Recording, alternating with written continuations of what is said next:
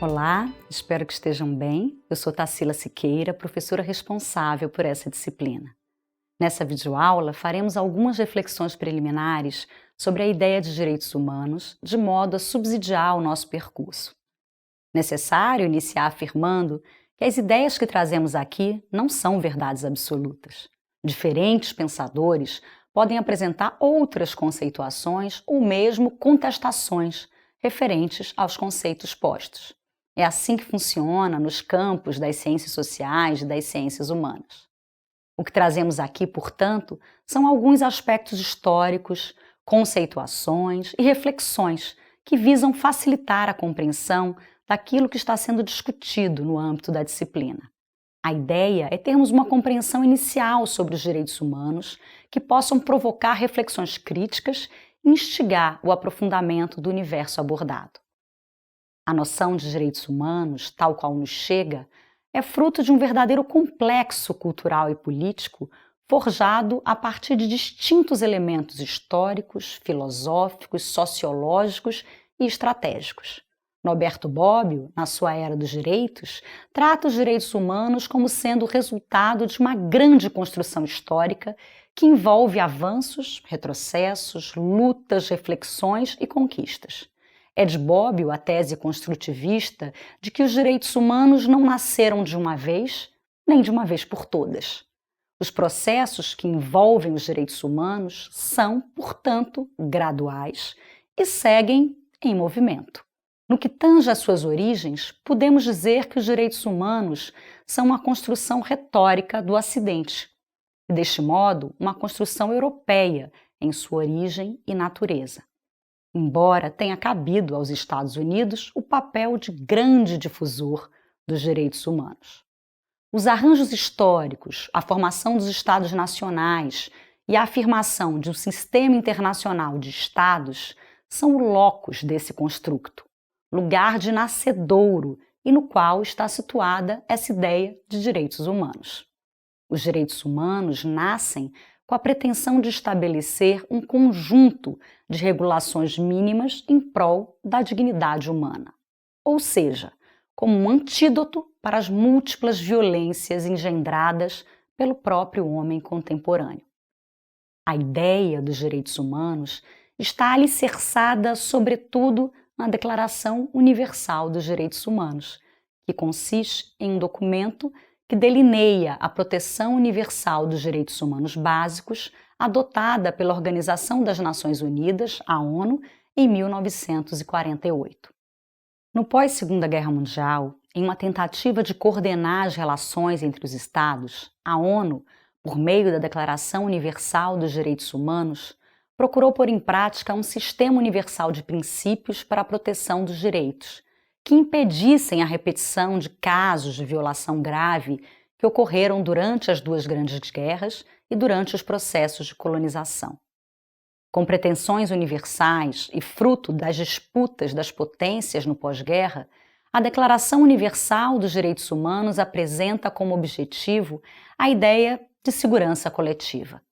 Neste sentido, a Declaração Universal dos Direitos Humanos, assim como os demais pactos e protocolos e convenções internacionais da segunda metade do século XX, se apresenta como um conjunto de normativas que se pretendem universais em prol da dignidade humana. Dessas normativas decorrem a formação de um regime internacional de direitos humanos, que é uma tentativa multiescalar de salvaguarda dos referidos direitos nas esferas internacional, nacional, regional e local. A declaração reforça, basicamente, o reconhecimento dos princípios liberais que afirmam que toda pessoa humana tem direito de ser tratada com dignidade e respeito e ser reconhecida em relação à lei, e que ninguém pode ser excluído de sua proteção. De acordo com a ONU, os direitos humanos são direitos inerentes a todos os seres humanos, independente de sua raça, sexo, nacionalidade, etnia, idioma, religião ou qualquer outra condição. Os direitos humanos incluem o direito à vida e à liberdade, a liberdade de opinião e expressão, o direito ao trabalho e à educação, entre outros. Todas as pessoas, nessa perspectiva, têm, portanto, direito a estes direitos, sem discriminação. De acordo com o professor André Luiz Nascimento dos Santos, não há como se pensar na Declaração de Direitos Humanos sem levar em conta que ela foi escrita tendo como pano de fundo a tradição ocidental. Deste modo, a concepção de humano responde aos reclames de uma racionalidade ocidental, fazendo dos direitos humanos uma construção eurocêntrica em sua origem e natureza.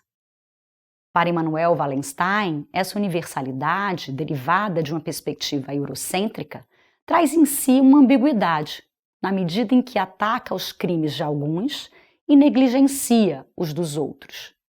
Carlos Milani, por sua vez, enfatiza que, do ponto de vista sistêmico, a exigência de respeito pelos direitos humanos não tem aplicação universal, porque muitas vezes são subservientes aos interesses geopolíticos e estratégicos dos países centrais, que foram, em grande parte, responsáveis pela sua construção conceitual e normativa. Para o acadêmico queniano Yash Gai, a discussão sobre os direitos humanos apresenta duas possíveis faces. A primeira vê os direitos humanos como uma afirmação da hegemonia ocidental, relacionada ao individualismo, ao liberalismo e ao mercado.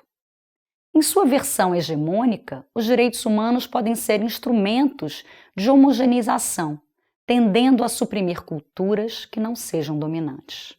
Por outro lado, há os direitos humanos como contra-hegemonia, que, dentre outros, assume a perspectiva de defesa do multiculturalismo, da autodeterminação, da construção de redes do desenvolvimento, da busca pela noção de direitos coletivos, dentre outros.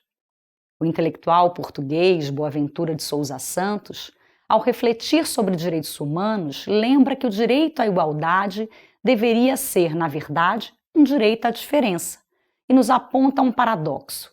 Ao mesmo tempo em que é preciso reconhecer as diferenças, tal como se constituíram historicamente, é indispensável um olhar de igualdade e reconhecimento dos direitos de uma multiplicidade de culturas que convivem em sociedade. Para este autor, os direitos humanos somente alcançarão o seu potencial emancipatório se libertarem do seu falso universalismo e se tornarem verdadeiramente multiculturais. Em diálogo com a filósofa brasileira Marilena Chaui, Boaventura exalta o papel fundamental dos direitos humanos na busca da dignidade humana, mas não se abstém de criticá-los. Evocam assim a sua origem eurocêntrica, cristã, colonialista, racista, individualista e liberalista, propondo uma leitura contra-hegemônica.